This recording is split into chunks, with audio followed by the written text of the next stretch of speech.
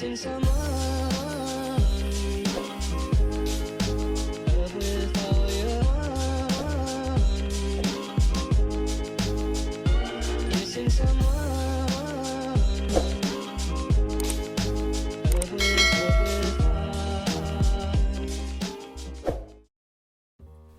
What's up guys, welcome back to my channel. So this week I'm going to show you a dimensional color technique.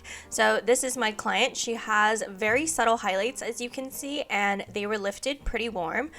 She hasn't had her hair done in a while, so what we're going to be doing today is kind of just refreshing her color. She does want to go a little bit lighter, so we're going to be adding in a bit more some balayage pieces and highlights in there. But generally she wants to stay more on the brunette side, so I really don't want to over highlight her too much. I want it to look very natural, and then also she doesn't live in the area, so we are going to do something that's going to be low maintenance so that it fades out really pretty. So for this technique, I'm going to start off at the nape of the neck, and I'm just going to detail her hairline a bit. I'm doing like a medium-sized weave just to kind of get some color back here. That way, when she puts her hair up, she has some highlights there. And when a client has long hair too, if they bring their hair forward and you don't really highlight right at the nape of the neck here, it can sometimes look like a black hole in that area, or just look really dark if it's next to some highlights.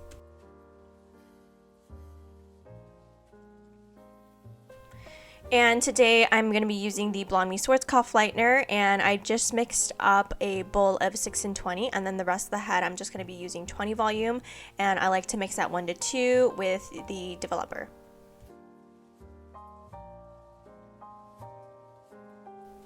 So for this technique, I want to really focus on the idea that less is more. So whenever I'm doing any type of dimensional brunette, I don't really want to over foil or over like highlight the hair, because you'll lose that beautiful dimension that they naturally have. So in the back here, I'm gonna try to keep my sections a bit more spaced out, since this is gonna be like the back underneath that lays underneath everything else. So here I just want to break it up. I don't want too many highlights back here because I just want subtle pops of color, and it's going to help with the grow out, and just when she curls her hair, she's going to see a lot of that beautiful dimension that she naturally has. So it's good to not over highlight this part, because this will, if you over highlight this part, it can create the look that it is a little too blonde, and that's definitely not what we're going for today. We're kind of just going for something very low maintenance and something that's just going to grow out super soft.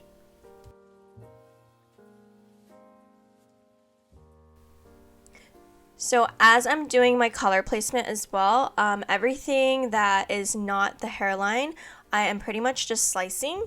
I find that slices give a really soft blend compared to like if I were to do a weave, and it gives a good amount of color. So since I'm going to be leaving some good amount of dimension in between my balayage, foliage pieces, I wanted some high impact color. I didn't want it to be too dimensional, so I'm taking a very thin see-through slice back here, and this is just going to kind of give her the most subtle highlight to kind of just break up the back so it doesn't look so dark and close to her natural.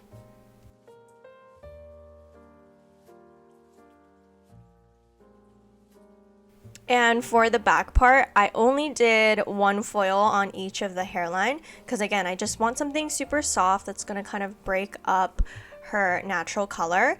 And in the back, after I did those 2 detail pieces on the hairline, I'm just taking a single section throughout the mohawk of her head, and I will continue slicing throughout that part up until I reach her hairline.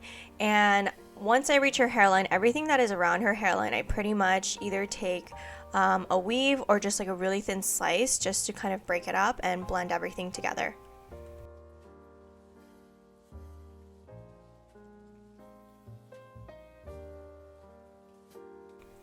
So for my client's inspo picture, she showed me something that looked like the color was gradually getting a little bit lighter, closer towards the front of the face. So that's exactly what we're going to be doing as far as the spacing between how much dimension we leave in between our foils. So in the back, I left a good amount of space in between my foils. I would say maybe like an inch. And then as I get right at the occipital of the head, that's where I'm going to start laying the foils a little bit closer together.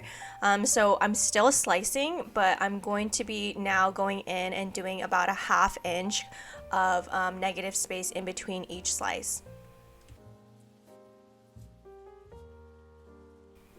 And so as I continue doing that 1/2 inch sectioning, as I get a little bit closer towards the hairline, I am kind of consciously creating my sections just a little bit closer together.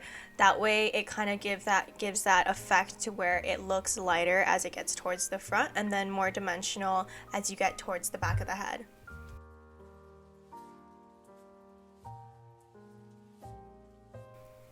So like I said before, my client had some previous highlights that were super subtle. So if I ever came across any of her previous highlights in any of my slices, I did make sure to pick those out so that I wouldn't overlap or relighten those, because I wasn't sure how light they actually were when she first got them done. So I just wanted to be extra careful and just pick them out just in case they were on the lighter side and got re-darkened. So one of the concerns that my client mentioned to me was that she is more on the tanner side. So she didn't want her highlights to be too bold because as the toner fades out, she still wanted it to look softer around her face and just kind of complement her skin tone. So I went ahead and we did a very soft money piece. We just did baby lights instead of slicing, just to kind of break it up and still give her a lighter front, but it's not going to be that high impact money piece that I normally do. We're doing more of like a subtle one, just so that when the toner fully washes out and her hair kind of fades back to like the blondish color that she's lifted to, it still will grow out a little bit softer than it would if I were to slice this part. And then after I did the detail of the hairline, I went ahead and just continued the same slicing pattern until I reached the other side. So moving on to the sides now, I wanted the sides to really pop against everything else where the hairline is. So I'm going in and I did pretty much a medium size weave, and I did another one just to kind of create a light, like brightness around her face to kind of connect the money piece with the sides. And for the front, I'm going to connect that front hairline to the back hairline by placing a slice right above the ear. It's really important to outline this part too, because otherwise they'll have like a black strip when they put their hair up. So I make sure that I pretty much detail the whole hairline whenever I do color on any of my clients' hair. And then every foil after that, for the rest of the side section, I'm just going to be doing a slice as well. But for the sides here, I am leaving a little bit more negative space like I did in the back, because we already have that beautiful color that is really close together where the mohawk is. And so all of the hair that is underneath on the sides here is basically laying underneath everything above the occipital. So it's good to leave more dimension here so that when she curls her hair or styles it, she has those nice pockets of dimension without it looking too light for her. And then I basically just do the exact same thing on the other side once the side is fully done. So I always rinse out my foils according to when they're ready. So since I started in the back, I'm starting to rinse out the back foils, and then I let the rest kind of process until they reached the desired level. So since we're doing a warmer tone and she doesn't want this to kind of fade out too blonde, our goal for level of lift is pretty much a level 8. I didn't want to lift it too light because, again, she didn't want it to be too blonde, and she does like the warmth, so I do wanted it to fade out like on the warmer side, but I didn't want it to fade too brassy, so I felt like a level 8 would be good for that. So for my toners, I'm going to be using the Pulp Bright Liquid Demis, and this is an acidic demi line that has no lift, so I don't have to worry about this color shifting her natural in between the highlights or anything like that.